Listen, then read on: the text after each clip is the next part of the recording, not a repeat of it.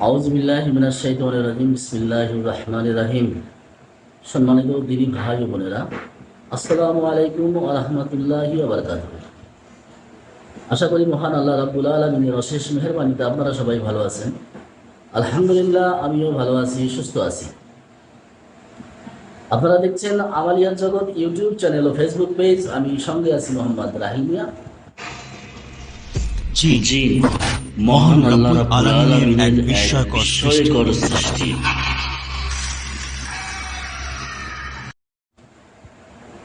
আজকে আমরা যে বিষয়ে জানবো সেটা হচ্ছে, আমরা গত পর্বে জেনেছি যে নিরাপত্তার বিষয়। জিন জাদুর চিকিৎসা করতে গেলে সর্বপ্রথম যে জিনিসটা লাগে আমার এবং আমার পরিবারের নিরাপত্তা, এরপরেই যে জিনিসটা লাগে সেটা হচ্ছে রুহানি শক্তি। এখন এই রুহানি শক্তি বলতে কি বুঝতেছেন আপনি? রুহানি শক্তি কাকে বলে? রুহানি শক্তিটা কি? কারণ অদৃশ্য বস্তু, অদৃশ্য জিনিসের সাথে মোকাবেলা করতে গেলে আপনার রুহানি শক্তির কোনো বিকল্প নেই। রুহানি শক্তি আপনার প্রয়োজন আছে। সম্মানিত দিনী ভাই বোন, আমাদের প্রত্যেক মানুষের ভিতর দুইটা শক্তি আছে। আমাদের প্রত্যেক মানুষের ভিতর দুইটা শক্তি আছে, একটা শুভ শক্তি আর একটা হচ্ছে অশুভ শক্তি। আপনি যখন খারাপ কাজ কারবার বেশি শুরু করবেন, অর্থাৎ এক কথায় খারাপ কাজ কারবার যত রকমের আছে, যত এটা বেশি শুরু করবেন, তখন আপনার ভিতরে যে শুভ শক্তিটা আছে, এই শুভ শক্তি তখন নিস্তেজ হয়ে যায়। শুভ শক্তি তখন নিস্তেজ হয়ে যায়, ডাউন হয়ে যায়। আর যখন আপনি ভালো কাজ কারবার শুরু করেন বা যখন ভালো কাজ কাম করেন, যে কিছু হোক সব কিছুতেই আপনার ভালো কাজ করবো, এক কথায় ভালো মধ্যে যাওয়া যায়। যখন আপনি এই ভালো কাজকর্মগুলো যখন করবেন, তখন আপনার এই যে অশুভ শক্তি তখন আবার নিস্তেজ হয়ে যায়, তখন শুভ শক্তি জাগ্রত হয়ে যায় বা শুভ শক্তিটা তখন জাগ্রত হয়ে যায়। এখন আমাদের প্রত্যেকের ভিতরে শুভ শক্তি, অশুভ শক্তি, এই দুই শক্তি আছে।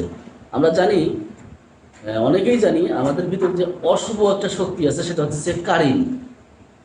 প্রত্যেক মানুষের ভিতরে আছে একটা, জন্মগতভাবে এটা চলে আসছে।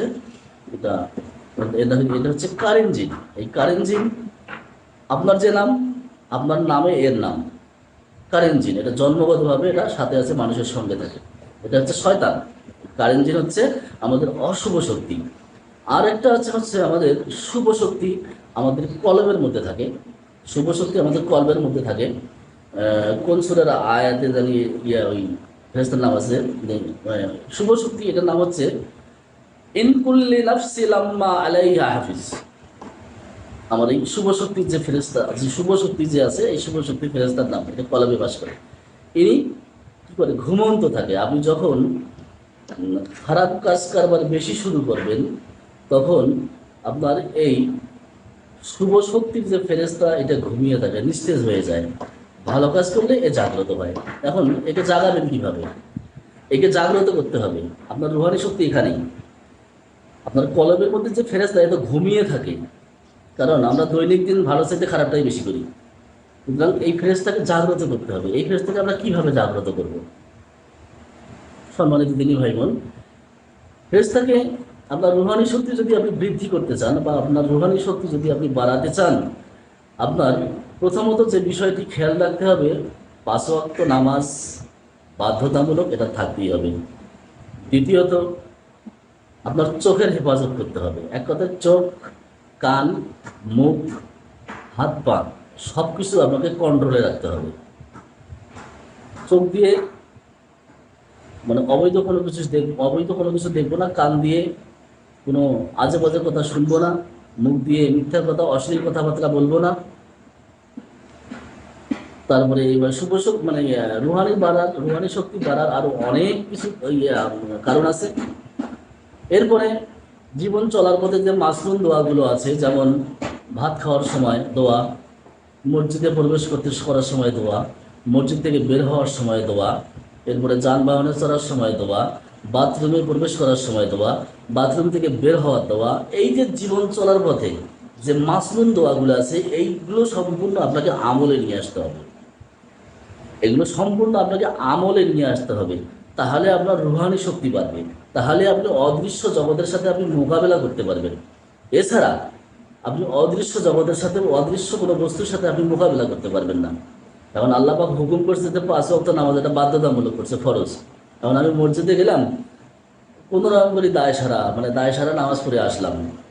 ওই দায় সারা নামাজ পড়ে কাজ হবে না।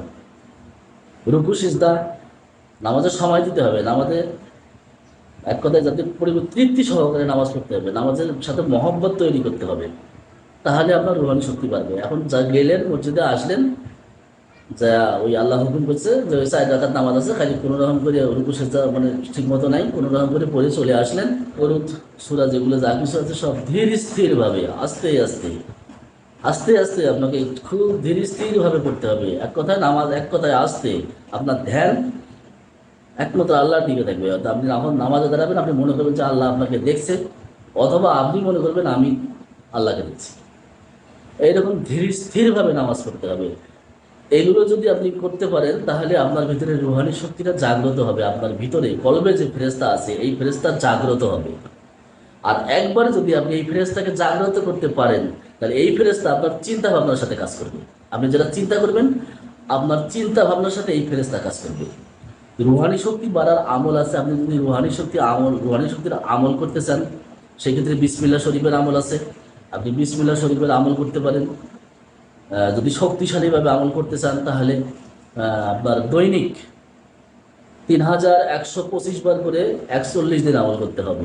রুহানি শক্তি বৃদ্ধির জন্য 3125 বার করে দৈনিক আপনাকে 41 দিন আমল করতে হবে। একটানা ছাড়া যাবে না, একটানা করতে হবে, ছাড়া যাবে না। এছাড়াও 99 নামের আমল আছে। এছাড়া রুহানি শক্তি বাড়ার আরও অনেক আমল আছে, আপনারা যে কোনো করতে পারেন আর কি। তবে প্রথম শর্ত হচ্ছে মাসনুন দোয়াগুলো, যেগুলো জীবন চলার পথে যে দোয়াগুলো, ছোট ছোট যে দোয়াগুলো, এগুলো সম্পূর্ণ পুরোপুরি আপনাকে আমলে নিয়ে আসতে হবে। এক কথায় আপনাকে সুন্নতের পাবন্দি হতে হবে, সুন্নতের পাবন্দি হতে হবে, সুন্নত সব কিছু মেনে চলতে হবে। তাহলে আপনার ভিতরে রুহানি শক্তি জাগ্রত হবে। আপনি চেষ্টা করেন, ইনশাআল্লাহ হয়ে যাবে। রুহানি শক্তির প্রথম পর্বে আমরা, ভিডিওটা বড় হয়ে যাচ্ছে, রুহানি শক্তি এই ব্যাপারে আমরা আরও পরবর্তীতে আলোচনা করব। আজকের মতো ভিডিওটা আমরা এখানে শেষ করব। ততক্ষণ পর্যন্ত সবাই নিজের খেয়াল রাখবেন, ভালো থাকবেন, সুস্থ থাকবেন। আসসালামু আলাইকুম ওয়া রাহমাতুল্লাহি ওয়া বারাকাতুহু।